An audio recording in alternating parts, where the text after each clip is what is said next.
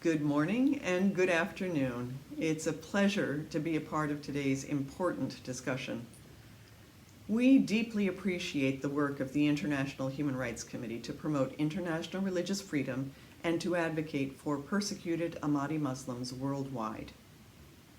I want to extend my gratitude to Sir Ed Davey for facilitating today's conversation and to Special Rapporteurs Shahid, De Varenne, and Khan for their steadfast work on human rights at the United Nations. The United States has long closely followed the plight of the Ahmadiyya Muslim community globally. As many of you are well aware, Ahmadis have been subjected to various forms of persecution on account of their religious identity and beliefs since their community's founding. Despite the hard work of activists such as yourselves, authorities continue to target Ahmadi Muslims for harassment, abuse, and discrimination in too many countries around the world. Two troubling examples I will mention today are Pakistan and Algeria. Ahmadi Muslims in Pakistan face pervasive abuses at the hands of both government officials and others in society. Constitutional provisions force Ahmadis to choose between identifying as Ahmadi or Muslim, thereby preventing them from obtaining national ID cards, voting, or obtaining passports without renouncing their faith.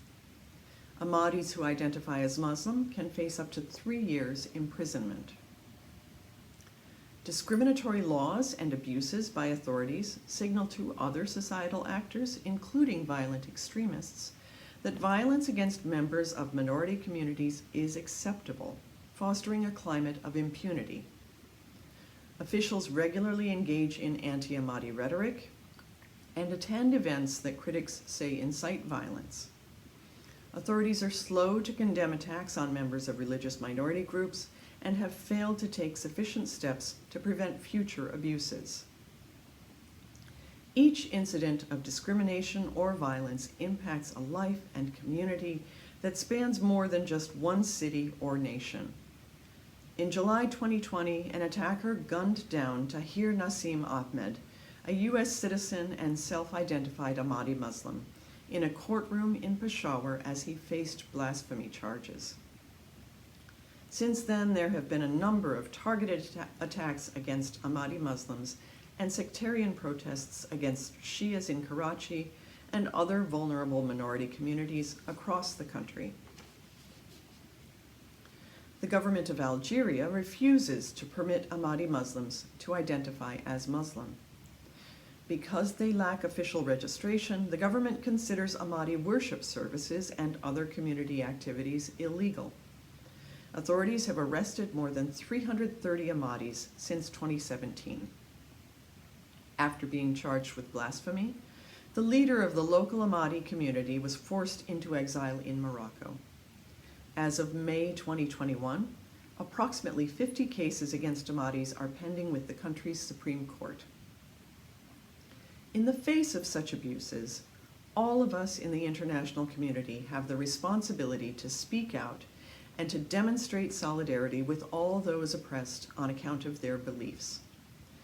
The U.S. State Department's International Religious Freedom Report, issued annually, documents these and similar abuses globally, and we use that report to inform our advocacy as we press governments to ensure full respect for the rights of their citizens.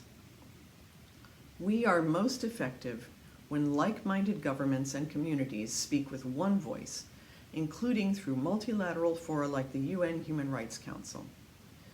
This is also why the U.S. and our partners work through shared platforms such as the International Religious Freedom or Belief Alliance to share information and coordinate our religious freedom advocacy.